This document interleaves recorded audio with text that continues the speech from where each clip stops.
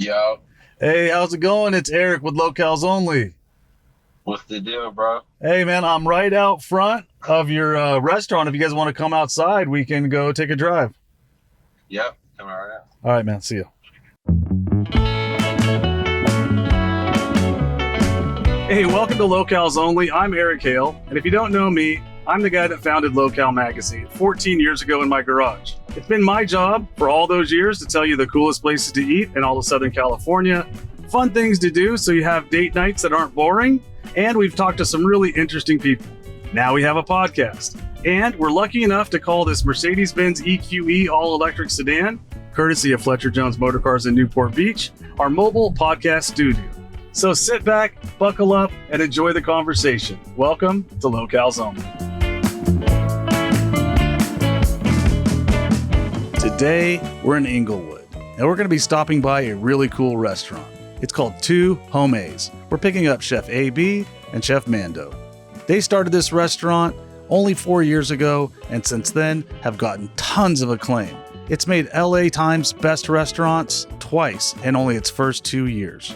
These lifelong friends have something special, and we can't wait to tell you about it. Their blend of West African and California cuisine has really got people talking. So sit back, buckle up, and enjoy Locales Only.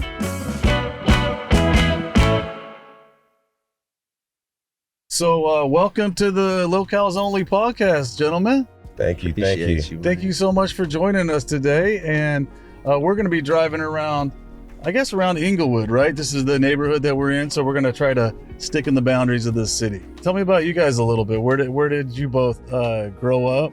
And maybe tell me how you got into this restaurant business, because you've had a lot of success, especially in a short amount of time. Who wants to go first? I can start it off. Okay. I grew up not too far from here, about 10 minutes away in Leimert Park. That's another little city couple blocks away. Born and raised there. Okay. My father's from Senegal, West Africa. So just kind of our households are kind of similar. You get some West African food, you get some American food, and then we live in Los Angeles, so you get a good variety of like Mexican, Latino, and just different culture of food. So, I mean, we just kind of So you first generation, was your dad immigrated here from Senegal? Yes, sir. Oh, that's awesome. And Leimert Park, yeah, we did, during the fires, we were over in Leimert Park with It's Bigger Than Us, a guy named Tyrone that's over there. Yeah. We actually went over there and interviewed him. He was doing some really great things for people around the fires around that time. So, and what about you? Where are you from? Oh man, I was born and raised in the Crenshaw district, so Okay. 5 minutes away from really like 2 minutes, right down Crenshaw. Born and raised there. We grew up together. It was just a blessing, man. We started cooking around the same time, just like high school, kickbacks, backyard boogies and everything, you know what I mean? And that transpired into, we parted our separate ways. I went to the Navy. That was cool for a little while. I did 6 years in that. Did you cook in the Navy? Nah, I did logistics. You probably ate a lot of shit on a shingle, though. You know what that is. That shit wasn't it, man.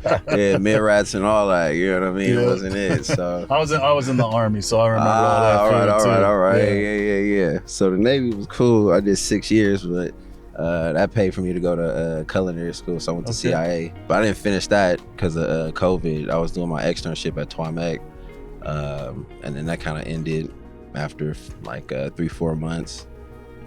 And then me and bro linked during that time, and we just started whipping up. Started with jollof bowls and tacos and just pop-ups every weekend. Yeah. So that's where it started. Okay, let's go back a little bit though, because you said something interesting that you started cooking together before the Navy.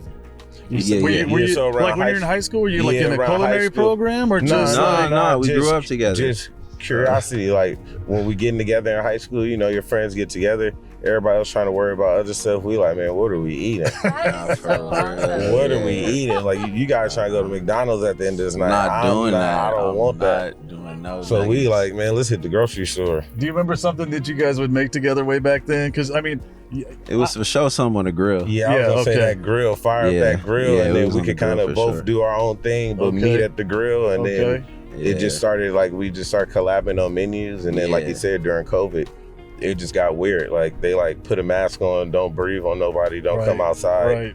All the restaurants were shutting down, and I'm like, I can't just sit in the house. Like I'm gonna go crazy, and we just like, this is a perfect time to just try something and work on our craft. So we put together a menu and put it out and went out there, and it turned out great. We went out there more and more. The next you know, we was out there every Saturday, Sunday. Then we started getting catering, and we were like, okay, this is something crazy. Like we didn't even have a name for it. Did you take the direction of Culinary too? I know he went to the Navy and you guys weren't together. What were you doing in that time? So before, around that time too, I went to culinary school. I was at Lee Cordon Bleu right after high school, but I actually didn't finish there either. Ended up just going separate ways from there, and then little community college culinary programs, and they're really just self-taught. Like I said, a lot of it just curiosity and wanting to try something new and not willing to take no for an answer. So you said you didn't have a name. You could have called yourselves culinary school dropouts because y'all both dropped out. Man, that would have been dope also, because they already loved the name. It just came. We're just like, man, it's going too crazy, and we don't got a name. Like this is. So what's the name? Tell me the name of your restaurant right now. Two Hommés. Two Hommés, right? It's a little double entendre. Two homies, right? It's a lot of it, because even Homé, my father's from Senegal, so they speak French, so that's still kind of in the pocket. So you bring the French in a little bit to that. You know what I mean? Two men, two homies. We're also two homies. It's like quadruple entendre. You know, we got going on. It made sense. It was scary at first. We were like, man, should we call ourselves two? You think people might like what are y'all calling yourselves? Man, it's stuck like glue. People love it. They love it, and you know, since they love it, I love it. Yeah, that's good. So you guys get together, you link up, and you start making this food.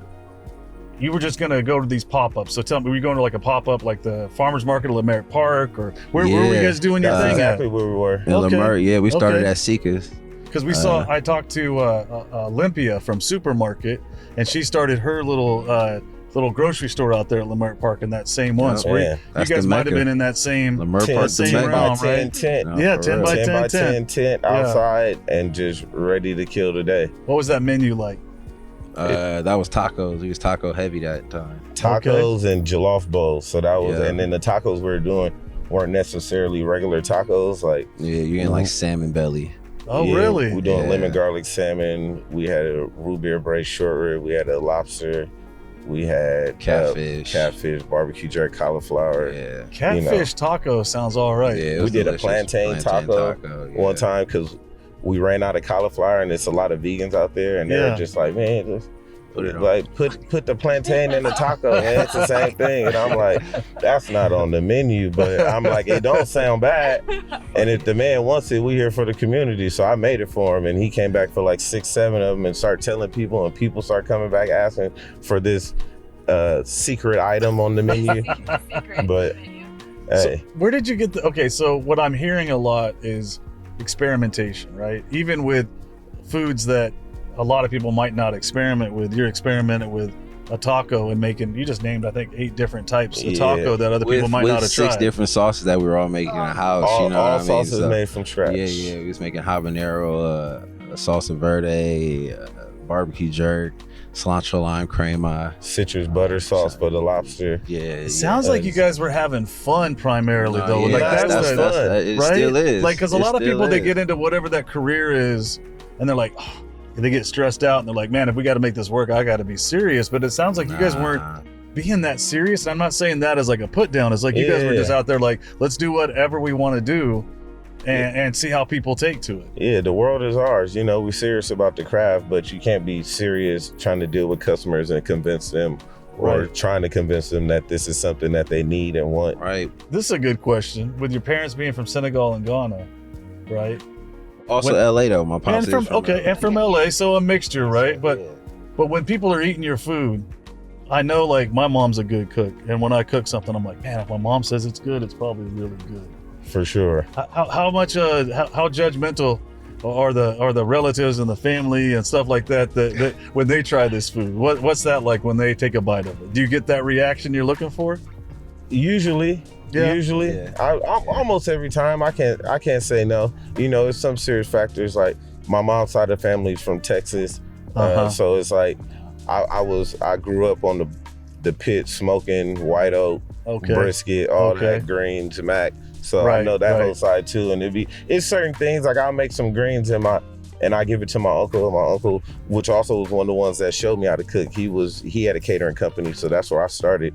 And he'll be like, "You didn't make these greens," and I'm like, "Why you say that?" And he's like, "Some," and I'm like, "Yeah, I made those are mine." And he's like, "You could have did this or something." Oh, he has but he's enjoying them. He's eating them. Oh, but he just like he just always wants to do his thing because he taught me. They're your biggest critics, but they also like, it's out of love, right? It's like talking to another chef, you know. Right, he's like, right. I would have did this and I would have did this, and it's like, you also got a pot too. You could do it, boss. Yeah. So you're making this food and people are so excited about it. They're standing in line for your secret tacos. Everything is going great. So you're like, let's try something, right? So tell me what that's like, because it's a big enough jump to say, let's go have a 10 by 10, right? Now we got to go deal with the health department. We got to come up with menus. We got to do marketing.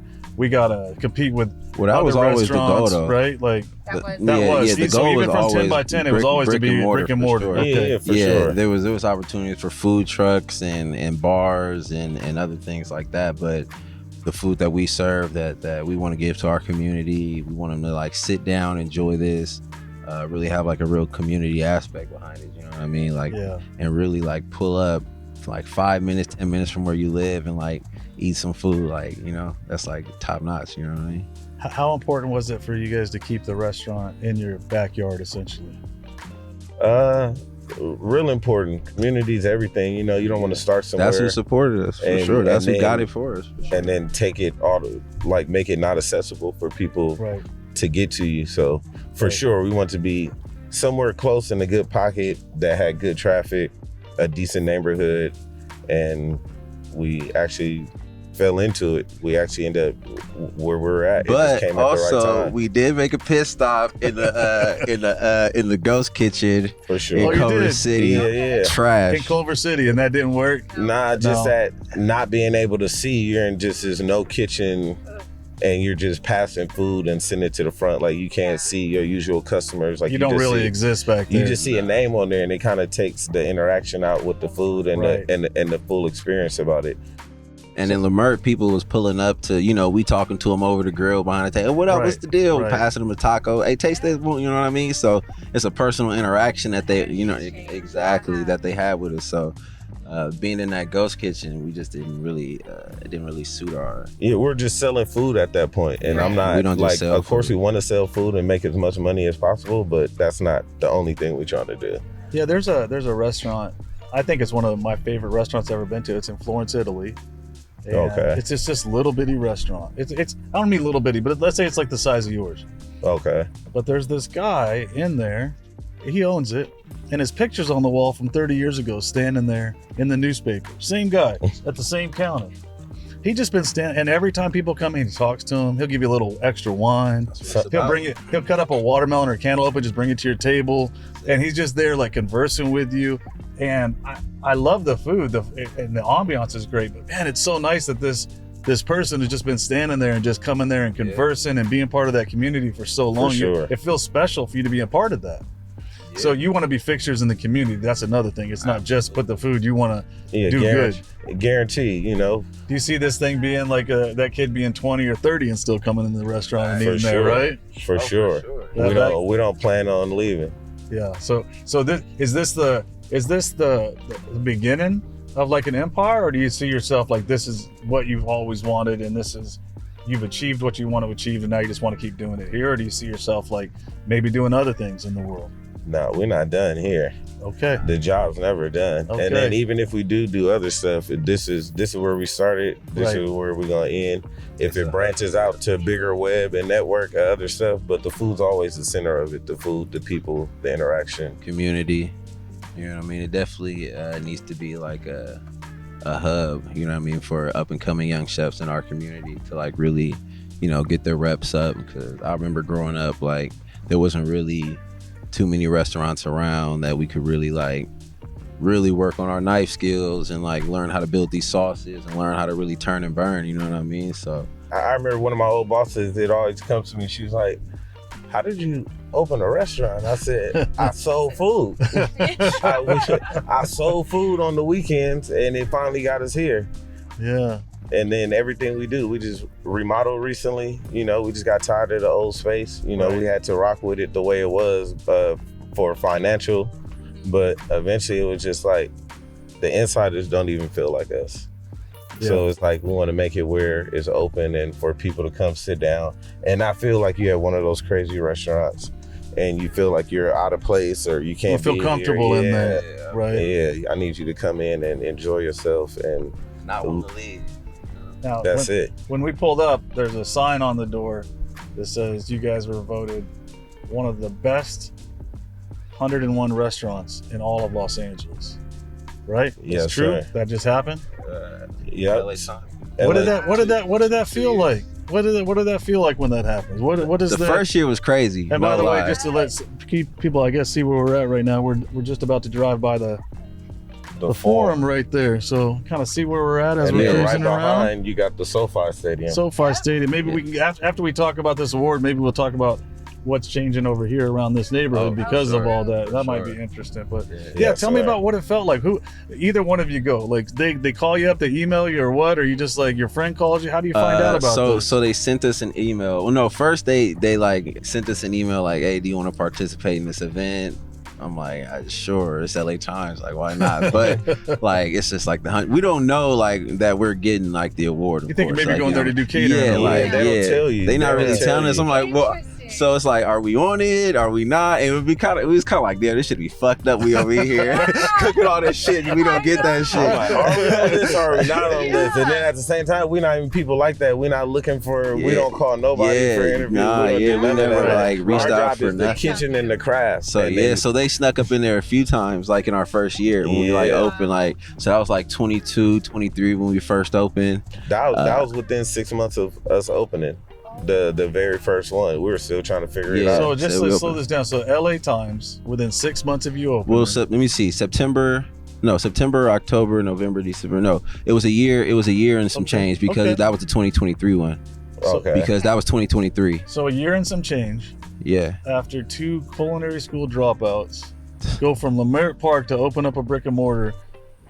LA Times says that you're one of the best 101 restaurants in the whole city out of 10,000s of restaurants. Yes, sir. That had to be like you guys you're smiling, but it had to be, and you're not looking for accolades, but it had to be something like Nah, it was where unreal. we got something here. Yeah, Right? it was unreal. Right? And it really just made us strap our boots Yeah, up. that's when you dig in. First, Yeah. You know what I mean? first thing Mando texts me is, it just started. He's like, we ain't even done nothing yet. And I'm just like, Nice. man, we really haven't. Nah. We just Right. giving you what we can 'Cause at we the had moment. the wood benches up in there. We bought Yeah. some okay looking plates and we was just getting it going, you know what I mean? We were serving out of plastic cups and like, you know, but That's the what, as food it should be. It's not about the plates and the cups. yeah, It's about the food, right? Yeah, no. For sure. As long as the food was smacking, Yeah. they was gonna come back. The chicken bites, the jollof, the root beer braised short rib, the za'atar zucchini, the passion fruit ceviche, like everything was like I know we sitting on these wood benches, but we gotta go back. You know, sure. but you know, we just kind of held strong. It was like, you know, we never like wanted to bite off more that we can chew. You know what I Right, mean? So right. we always just, you know, steps at a time. We building, like we never in a rush. It's a marathon. So we So took it's our so time. little by little. So Yeah. do you have? Let's talk about goals then.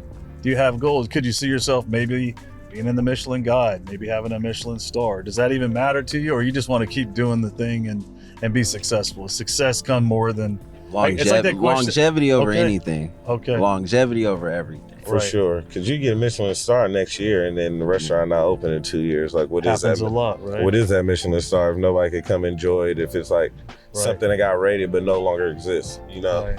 So it's like, we just gonna keep running. We would love to be on all of those awards. Well, probably not having investors, getting into your business yourself, being there, dedicating your time and energy into it. All of those things are going to give you the longevity that you're looking for over most places, because a lot of places don't have those things, that foundation that you have. It's a different energy too. Yeah.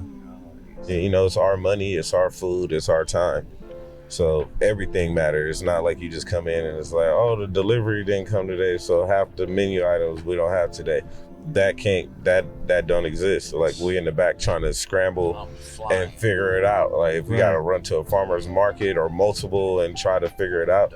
So the job's never done. Switch the fish. Don't matter. Like we'll figure it out. Yeah. Yeah. Let's talk about what we talked about a second ago. Let's talk about this change in Englewood, this outside money that's come in, the NFL, the NBA, all these things that are coming here.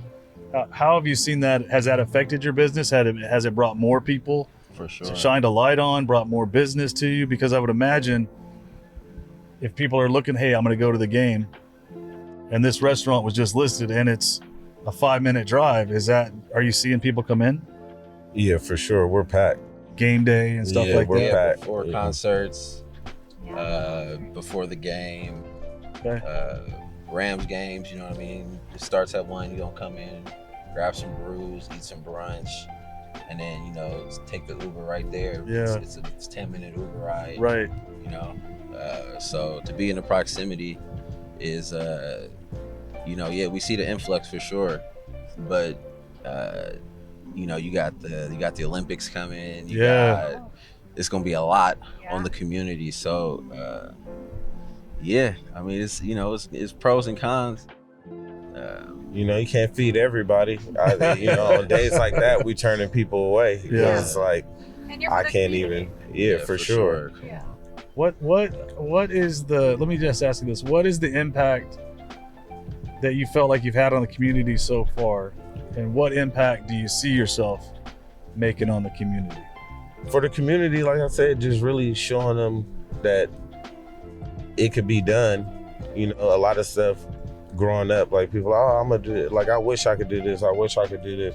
Without ever really kind of looking into it or taking steps towards it, it kind of just seemed like in the stars and unreachable. Okay. So, just bringing something around for them to see and watch us grow, because we're growing at the same time. Like every day we learning. Like I learn from Mando every day. It's different stuff. We reading, doing all type of stuff just for the craft and for everybody. Because I would hate for it to be gone just from not being able to stay on your P's and Q's and be able to serve people what they need. And we try to stay more on the healthier side, even though it's like still kind of comfort food, but we pay a lot of attention on a balanced meal. What goes in there for sure. What goes into the food, what we're serving you and how we're serving you.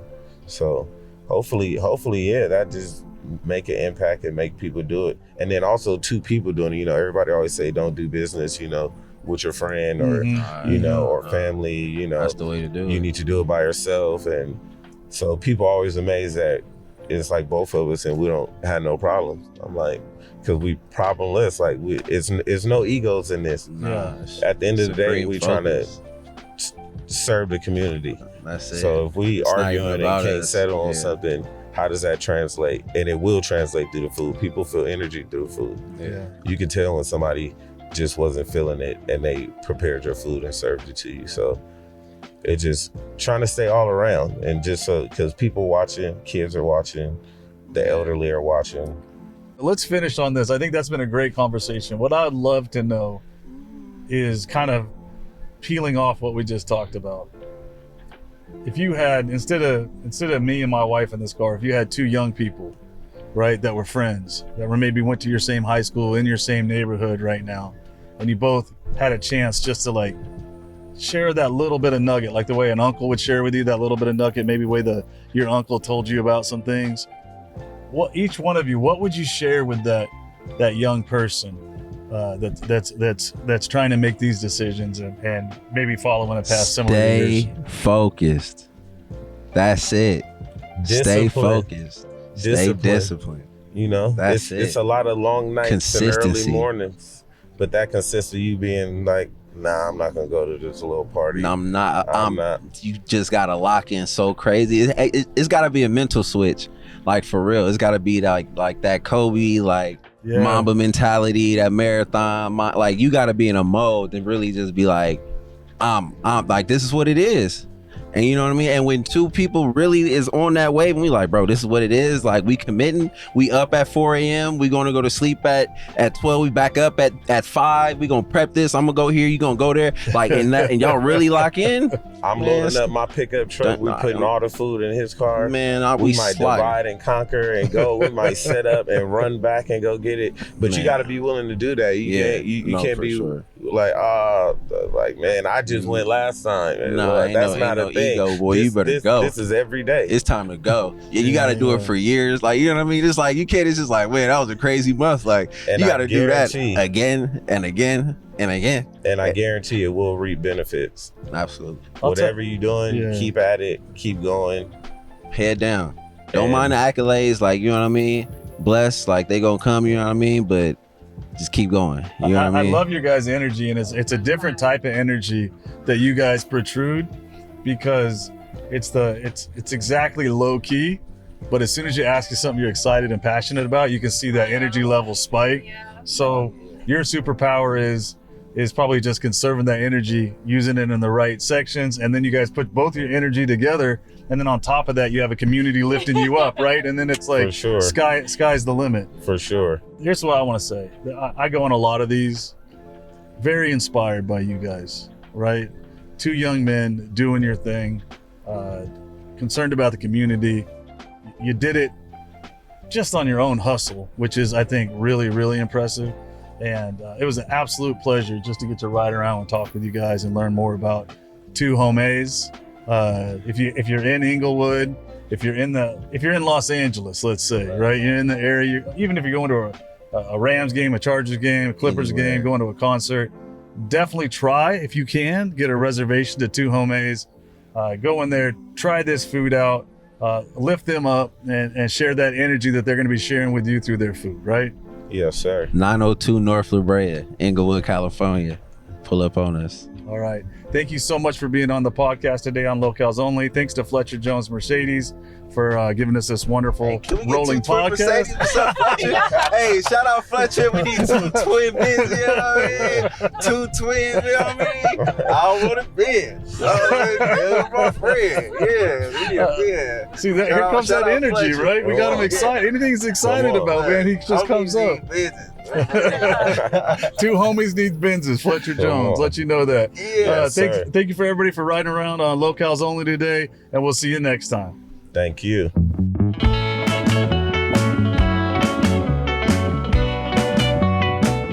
I want to thank everyone on the Straw Hut Media team, including executive producer Ryan Tillotson and our editor and producer Parker J. Hicks.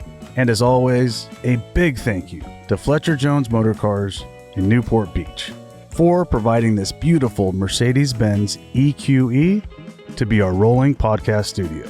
Join us next time on Locales Only, where you can buckle up and go for a ride in our mobile podcast studio with some of the coolest people in Southern California.